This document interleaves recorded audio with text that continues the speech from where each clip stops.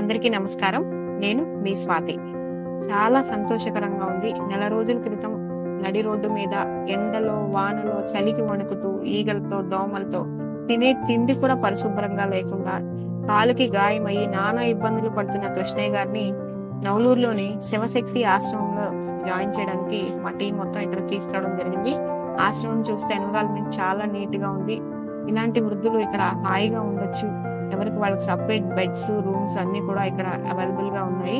ఒకసారి తాతని లోపలికి తీసుకెళ్ళడం మీరే చూస్తున్నారు. నడవడానికి కూడా శక్తి సరిపోక నడవడానికి కూడా చాలా కష్టపడుతున్నారు.